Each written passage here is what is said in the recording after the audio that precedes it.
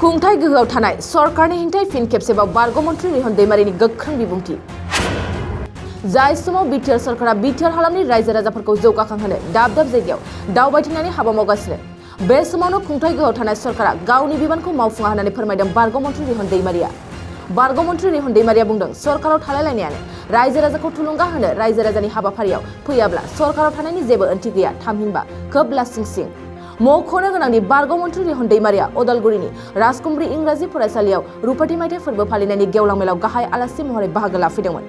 बेखौनो बारग' मन्थ्रि रिहन दैमारिया खुंथाय गोहोआव थानाय सरकारनि दैदेनगिरिफोरखौ बे फोरबो फालिनायाव बाहागो लाफैजानो लुबैदोंमोन आरो बेबादिनो सरकाराव थानाय सासेबो दैदेनगिरिया फरायसालिनि बेबादिनो मोनसे गोथार फोरबो फालिनायाव बाहागो लायैखौ लाजिनांथाव होननायजों लोगोसे खोब दुखु मोननायबो फोरमायदों।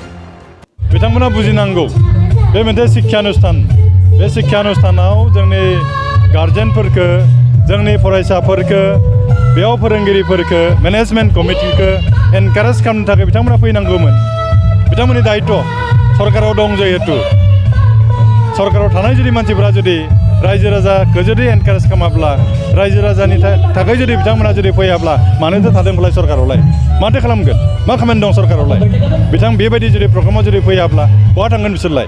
गतिके लाजिथावना बाथ्रा बेनो दुखुनांथाव बाथ्रा बेनो जे जोंनि दैदेनगिरिफ्रा जाय सरकाराव दङ बिथांमोना बेबायदि अनुष्ठाननि मुल्यखौ बिथांमोना बुजियाखै। डिलिमिटेसन खालामनाय खोथा दङ बेखौथ' बे इलेक्सन कमिसना सिगाङावनो डिक्लेयार होखानायखा आरो दिनै बे जानो थांगासिनो दं। आं आसा खालामगोन जिहेथु दाखागोन निस्सय जोंनि थाखाय गाज्रि जानाय नङा। जोंनियाथ' रंजाथावना बाथ्रा बे जागोन पार्लियामेन्ट सिटआ क'क्राझार चिरां मोनसे जागोन मोननै डिस्ट्रिक्टनि मोनसे जागोन उदालगुरि तामुलपुर आरो बाक्सा डिस्ट्रिक्ट मोनसे पार्लियामेन्टारि सिट जागोन। आरो जुदि जों बर'फ्रा जुदि खौसे जायोब्ला इउनाइटेडलि जुदि फाइट खालामोब्ला सानै एमपि मोननायनि स्कप जोंहा थाबाय बे जोंनि थाखाय मोजांसिन जागोन। बाखि एसेम्ब्लि सेगमेन्टआथ' बिटिसिनि सिङाव जों जुदि बर'फ्रा जुदि खौसेयै जुदि थानो हायोब्ला निस्सय जोङो मोजां राजखान्थि हान्जा थानानै जोङो जोंनि रायजो राजाफोरखौ जों सहाय खालामनो हागोन।